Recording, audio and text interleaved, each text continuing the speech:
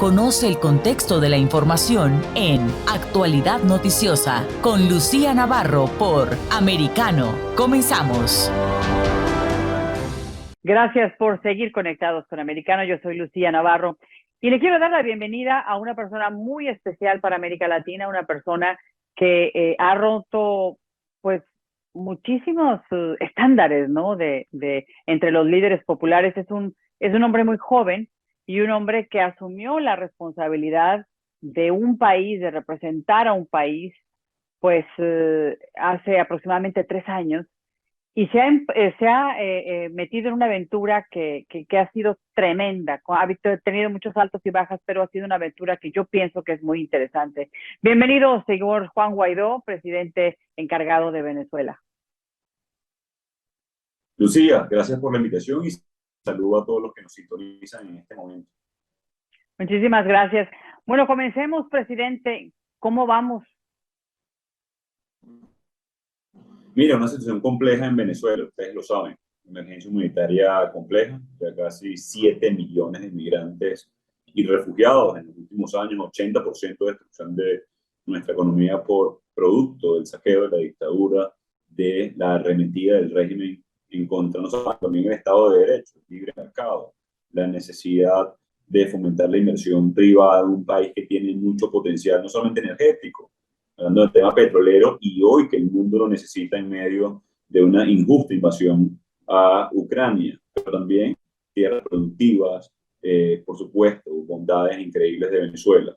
Para nosotros una lucha constante, Lucía, para nosotros una lucha consistente de resistencia democrática, enfrentando una dictadura y exigiendo por la dignidad de los venezolanos, por poder elegir, por poder reunificar a nuestra familia. En mi caso, padre, madre, hermanos, tíos en el exilio, algunos por persecución, algunos por falta de oportunidades, pero eso es un reflejo de la Venezuela de hoy. Todos tenemos un familiar, ustedes que nos están viendo seguramente tienen varios amigos venezolanos que están hoy en el exilio y añoran regresar a Venezuela. Así que la situación es de resistencia democrática, de exigencias de elecciones libres y justas, esas que nos deben a los venezolanos desde el 2018 y el anhelo de recuperar nuestra Venezuela, Lucía. Presidente, ahora que lo menciona en las fechas, en ese anhelo de la gente, usted hace 3 años se convirtió en ese deseo de un pueblo por cambiar un régimen que tiene 2 décadas ya ahorcándolos, presionándolos de muchas maneras, haciendo que su calidad de vida sea mejor. ¿Qué ha pasado, señor? Casi son 3 años y pues no hemos visto un cambio en Venezuela. Bueno, como tú lo decías, Lucía, 2 décadas de esta lucha. Cuando llegó Hugo Chávez al poder, yo no tenía ni siquiera edad para votar en Venezuela. Tenía 16 años apenas en ese momento. Desde mi edad joven, desde el movimiento estudiantil en Venezuela, lo que hemos hecho es luchar por construir una mayoría primero, por resistir a una dictadura, a pesar de los riesgos que tiene, de las amenazas constantes, incluso de vida. Y en este momento lo que sucede es que estamos resistiendo, Lucía, que se una mayoría ante violaciones y delitos de lesa humanidad en curso. No fue un régimen anterior, no fue solamente el de Hugo Chávez, un régimen en curso que comete delitos de lesa humanidad investigados por la Corte Penal Internacional. Ahora, ese anhelo, ese deseo de cambio, esa resistencia democrática, esa lucha constante continúa ahí, no solamente muy clara y determinada, sino también proponiendo soluciones, como por ejemplo la elección libre y justa que nos deben, como por ejemplo la posibilidad de acuerdo integral que genere garantías a todos los sectores, la movilización constante, mientras convertimos maestros protestando en la calle, solamente para poder recibir un sueldo digno, como lo merecen, ganan menos de $20 al mes en este momento, sino para poder educar a nuestro futuro, a nuestros hijos, a nuestra gente. En este momento, mientras conversamos, hay decenas de protestas en las calles de Venezuela que pretende invisibilizar la dictadura, producto de la censura, la autocensura o la persecución, pero que es mi deber, por ejemplo, reflejar. Así que lo que sucede hoy es que esa esperanza y ese anhelo se mantiene intacta. Estamos buscando las vías, los canales, porque la democracia no puede perder momento, Lucía. La libertad no puede perder momento. Tenemos que retomarlo y seguir. Sí, son más de 50 países los que están apoyando al gobierno de Juan Guaidó. Es un gobierno paralelo al de Nicolás Maduro.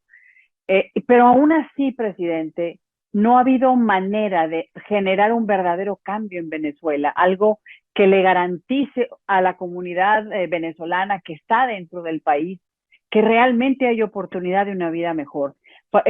Los primeros 3 meses de esa lucha que usted ha emprendido, que ya tiene más de 3 años, esos 3 meses fueron clave y llegó el mes de abril y no sucedió nada. ¿Qué ha pasado, presidente? ¿Por qué no se ha podido?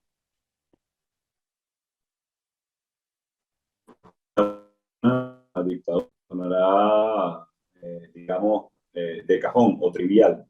En este caso, una expresión que decimos en Venezuela: tortura, persecución, censura, asesinato, es lo que hoy mantiene básicamente a Nicolás Maduro. También se atravesó una pandemia que limitó nuestra capacidad de movilización en las calles de Venezuela para poder expresar y ejercer en el sitio donde tradicionalmente podemos hacerlo, cuando están secuestradas o usurpadas las instituciones, que son en las calles protestando pacíficamente, donde naturalmente hemos logrado expresar ese deseo de cambio, como sucedió en Cuba, por ejemplo, el año pasado, o en Nicaragua en 2018. Además, regímenes que tienen una relación, su cercanía a Rusia, por ejemplo, su talante dictatorial y sus prácticas de tortura, represión y censura, o cercenar la libertad de expresión. Lo que pasa hoy es que no, debemos poner soluciones en la mesa. Venezuela y la sociedad venezolana es una que resiste, que trata no solamente de sobrevivir, sino poder vivir. O sea, luego de la pandemia, el mundo entero busca un curso de normalidad, de esparcimiento natural. Luego de lo que llamaron el lockdown o el encierro, para nosotros no fue diferente, y en medio de una dictadura. En este momento, retomando algunas actividades económicas que todavía sobreviven o persisten, y que producto de las sanciones, la dictadura ha tenido que aceptar el dólar como moneda de facto en Venezuela. Ha desaparecido el bolívar, Lucía, y es parte de las cosas que están pasando en este momento en nuestro país. Nosotros tenemos una inversión de temporal, por ejemplo, recuperar, fortalecer y consolidar la unidad, el vehículo que nos ha llevado a desafiar a la dictadura. Para nosotros lo vamos a hacer a través de una primaria, prepararnos para una movilización ciudadana completa en toda Venezuela de cara a la elección presidencial, que tenemos nosotros que transformar en una solución a este terrible conflicto. Maduro es minoría, acaba de ser derrotado en Barinas, estado emblemático del régimen, el estado natal de Chávez, por ejemplo. Fueron derrotados 2 veces en 50 días, 21 de noviembre, 9 de enero. Son una minoría que quieren tratar de aferrarse al poder a sangre y fuego, y nosotros no podemos ni vamos a permitir. Presidente, hay, sin lugar a dudas, llevar un gobierno paralelo cuesta.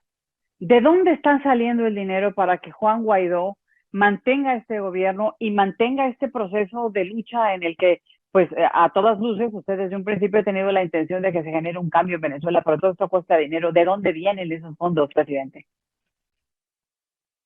El 95% de todo nuestro apoyo o todo nuestro accionar es honores, básicamente, como ha sido en los últimos 15 años o 20 años. Nosotros no estamos a un cargo ni por tener un sueldo, ni siquiera por ningún parlamentario, sino por mucha lucha. Desde el movimiento estudiantil, por lo menos en mi caso, a la fecha ya son más de 15 años de lucha en Venezuela, social, por derechos civiles, por los derechos humanos, por proteger a los más vulnerables, por proteger a nuestro país, por proteger la democracia. En este caso, en el 2020, el Parlamento Nacional aprobó un fondo llamado Fondo de Liberación y Atención de Riesgo Vital para sostener la lucha democrática. Fue un fondo de $80 millones, que es lo único que ha tocado el gobierno interino de fondos públicos. Pero también debo decir que el 75% de eso fue a, por ejemplo, a atender a enfermeras, médicos en medio de la pandemia. Creamos un bono llamado Bono Héroes de la Salud, el cual se atendieron casi 70.000 familias, que debo decir además que tuvimos que innovar democráticamente, tuvimos que utilizar criptoactivos, wallet electrónicos, porque la dictadura bloqueó las cuentas de las enfermeras, de los camilleros, de los enfermeros, del personal de obrero, de los hospitales, para que no dejaran tomar este bono que era de $300 por familia, para poder sobrevivir en medio de la pandemia. Fue el sector más golpeado, obviamente, en medio de la pandemia. No tenían mecanismos de seguridad ni siquiera enfermeros.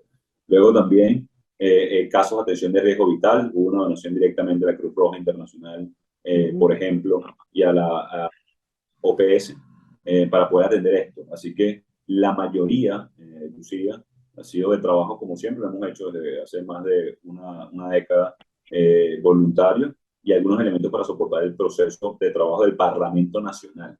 En el 2016, en el mismísimo 2016, la dictadura le bloqueó los sueldos a los diputados en el Parlamento Nacional de Venezuela. Desde ese momento han tenido que sobrevivir, básicamente, luchando en contra de una dictadura a título propio. Hemos logrado buscar un apoyo, por lo menos, para que podamos hacer el trabajo, trasladarse desde los estados a Caracas, poder estar en Caracas en las sesiones. Algunos están en el exilio por persecución de la dictadura, algunos tras las rejas, incluso como el caso de Juan Reséndiz, que hoy continúa su juicio ilegal, irregular, que es un secuestro básicamente. Entonces esto ha sido parte también de la lucha de enfrentar una dictadura como la de Maduro. Me hablaba usted de alianzas hace un momento, de una forma indirecta. Yo quisiera saber, hay más de 50 países que de alguna manera han establecido una alianza con el gobierno de Juan Guaidó, pero también se ha acercado, por ejemplo, Iván Duque, que pues está a pocos días de dejar de ser presidente en Colombia. Él ha estado constante junto a usted en su lucha, pero también estuvo Estados Unidos. Sin embargo, Estados Unidos ahora se ha acercado al gobierno de Nicolás Maduro por este asunto del petróleo. ¿Realmente Estados Unidos está detrás de Venezuela, respaldando a Venezuela? Nuestra relación con los Estados Unidos hace ya algunos años es muy estrecha, es bipartidista. Además, para nosotros es importante mantenerla de esa manera. La causa de la democracia, como sabemos, va es fundamental, de la libertad, del Estado de Derecho, el libre comercio. Yo creo que es muy importante para nosotros esta relación con los Estados Unidos. Hemos estado constantemente, normalmente pidiendo y solicitando ayuda a Estados Unidos, pero también Canadá, Colombia, como hacía referencia hace unos segundos. Así que yo estoy seguro de que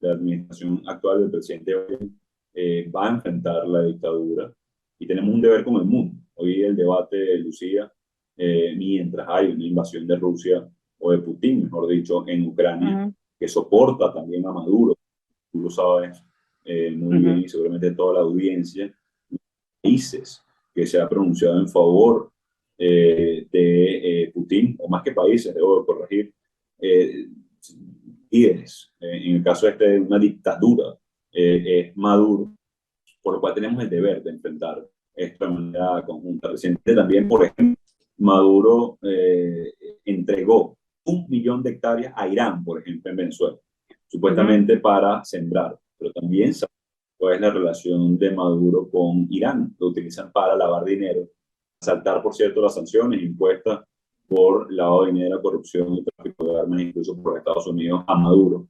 Entonces hay que tenerlos muy atentos. El tema es la lucha al interno por la democracia, que ya sería suficiente elemento para poder respaldar una causa como esa, pero también es de seguridad hemisférica. La entrevista fue cortada de forma tan abrupta por una falla en el Internet en Venezuela. No fue una falla en el Internet por parte de las instalaciones de Americano, sino fue una falla en el servicio de Internet en territorio venezolano.